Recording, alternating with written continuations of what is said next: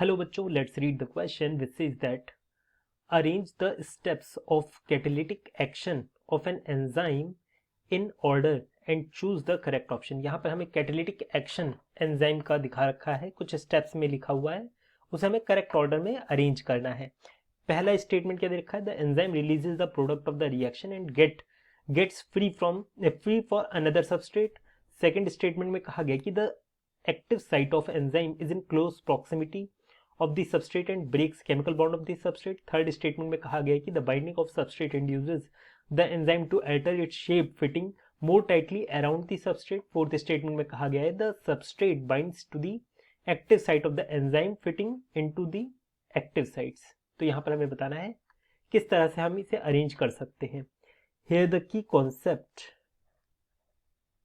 for this question is enzyme action.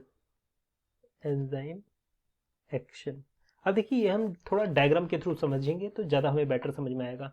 मान लीजिए ये है हमारा एंजाइम का एक्टिव साइट, इस तरीके से एंजाइम की एक्टिव साइट है।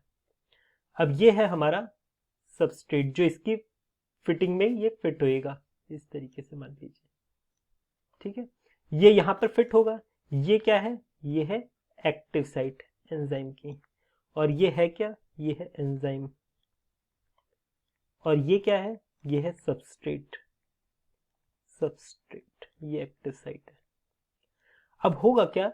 ये जो सबस्ट्रेट है ना, ये बाइंड कहाँ करेगा? एक्टिव साइट पर बाइंड करेगा। जब ये एक्टिव साइट पर बाइंड करेगा तो ये कुछ इस तरीके से दिखेगा, ये एक दूसरे में फिट हो जाएंगे, इस तरीके से फिट हो जाएंगे।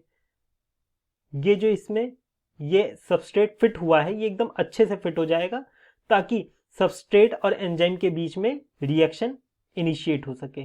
जब ये रिएक्शन इनिशिएट होगी तभी ये क्या बनाएगा? प्रोडक्ट बनाएगा। इस तरीके से एंजाइम सबस्ट्रेट की रिएक्शन होती है। बस यही हमें बताना है, इसे अरेंज करना है इसी तरीके से। तो इसमें देखिए the enzyme release the product तो सबसे लास्ट में बनता है ना, तो हमारा ये तो अभी आएगा नहीं। सेकंड स्टेटमेंट पढ़िए, the active site of enzyme is in close proximity of the substrate. ये क्लोज प्रॉक्सिमिटी में कब आएगा? जब एंजाइम उसकी फिटिंग में आ जाएगा, है ना। यहाँ पर सबस्ट्रेट एंजाइम की फिटिंग में जब आ जाएगा तब रिएक्शन स्टार्ट होगी। इसका मतलब ये तो नेक्स्ट स्टेप हुई, सेकंड स्टेप हुई। पहली स्टेप क्या है? हमें उसकी फिटिंग में लाना है। थर्ड स्टेटमेंट देखिए, the binding of substrate induces the enzyme to alter its shape fitting more tightly around the substrate. यहाँ पर अभी अब उसकी फिटिंग के अंदर नहीं आया है। फोर्थ देखिए, फोर्थ में कहता है substrate binds to the active site of the enzyme fitting into the active site. तो यहाँ पर इसका मतलब फोर्थ स्टेटमेंट सबसे पहले आएगी। जब ये एंजाइम की फिटिंग के अंदर आ गया सबस्ट्रेट, अब होगी सबस्ट्रेट और एंजाइम की एक्टिव साइट के बीच में रिएक्शन, ठीक है। तो यहाँ पर अब कौन सा आएगा? The binding of the substrate. Third statement पढ़िए, the binding of substrate induces the enzyme to alter its shape. अब ये क्या करेगा? ये अपनी शेप को अल्टर करेगा, है ना, ताकि कोई और सबस्ट्रेट ना आकर बाइंड कर जाए। और इसने जब अपनी शेप अल्टर कर ली तो अब ये कैसा दिख रहा है? इस तरीके का दिख रहा है। पहली स्टेप ये है, सेकंड ये है, जिसमें इसने क्या कर लिया? अपनी अल्टर कर ली है शेप। जब इसने अपनी अल्टर कर ली है शेप, चेंज कर ली है शेप, तो अब क्या होगा? सबस्ट्रेट और एंजाइम के बीच में रिएक्शन होगी ताकि ये क्या बना सके? प्रोडक्ट बना सके। तो फिर हमारा क्या आ रहा है? फोर्थ के बाद थर्ड आ रहा है। थर्ड के बाद क्या आ रहा है हमारा? थर्ड के बाद आ रहा है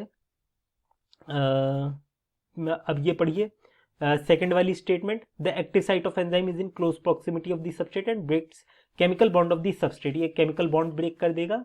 फिर first statement, the enzyme releases the product, ये प्रोडक्ट को रिलीज करेगा। इसका मतलब 4-3-2-1 किस में है? ऑप्शन ए में है। तो ऑप्शन ए हमारा आंसर होगा।